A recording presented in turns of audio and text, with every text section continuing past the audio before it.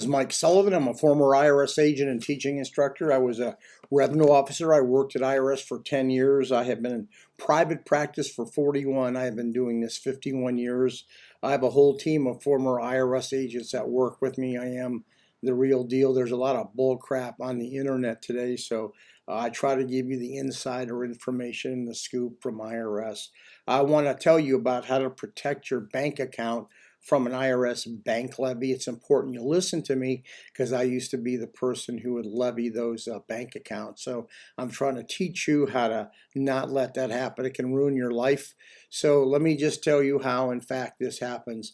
You know, when you owe tax debt, IRS sends you a letter, CP14, CP 501, CP 503, CP 504. At the end of that CP 504, that letter is time sensitive. Once you get that letter at that point, you don't respond to IRS. It gives IRS the right to levy or garnish your wages and file a federal tax lien. What's happened is IRS has given you a period of usually 4 or 5 months to respond to them, and basically nothing happened. So as a former IRS agent, you think, well, the person isn't going to pay the tax. By the way, no person at IRS levies unless a revenue officer does, and that's because someone's ignored all the notices. So when IRS sends you that 504, no person touches it. The system automatically sends out the levy. They may send out a wage levy, a bank levy, or a federal tax lien. How do you stop this? You simply call IRS. That's all that's required to stop this. So let me just tell you the process. I want to tell you the good news and bad news. So a simple call to IRS will stop the levy notice, but they're going to take a financial statement on you. And here's where the fun begins. They're going to take a 433F financial statement. Then they're going to say, well, how do you want to pay the tax? Well, at that point, IRS is saying, well, we leave it up to you, and saying, hey, what are you going to do? And you're going to say, I don't have the money. I don't know what to do. That's what happens most of the time. But you want to tell IRS you don't want the levy to go on because you're going to be broke.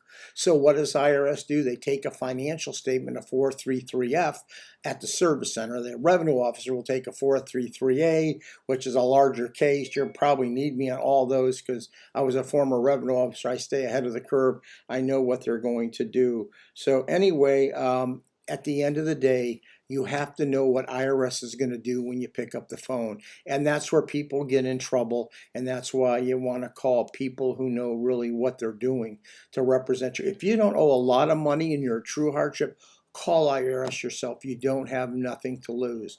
But for the other people who aren't really going through a severe hardship, you must know that when you pick up the phone, the person on the other end, their job is to collect the money and at the very least set up a payment agreement. Rather than have you liquidate things, you shouldn't maybe have to liquidate. Understand this, IRS is looking at two things. They're looking at your bank account. They're looking at your assets, and they're looking at your income and expenses.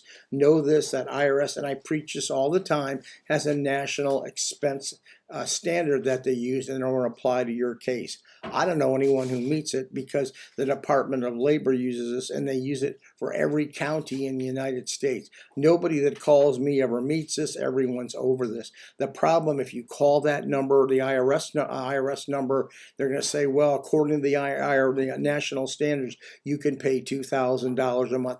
That's what you have to be careful of. So if you're going to do this yourself, know the national standard program. But just let's look at a quick overlook. You can stop the process by calling IRS. If you're in a hardship, they're going to suspend it. They're going to put a freeze code, and they'll either place you in uncollectible or give you a payment agreement. What's going to happen when you call that 1-800 number? No matter what, your case is going to close one of two ways. You're either going to be put in a hardship, which is currently not collectible. They're going to go ahead and put you in a payment agreement, probably one you can't afford, or they may say, well, you can file for the offer and compromise, but the offer and compromise now is taking 6 months to work. Anyway, that's what happens. You can stop the levy, though, by calling IRS, just so you know. If you need me, you're welcome to call me. Now you know the truth. Remember, make sure all your tax returns are filed. Make sure you have current estimate payments up to date.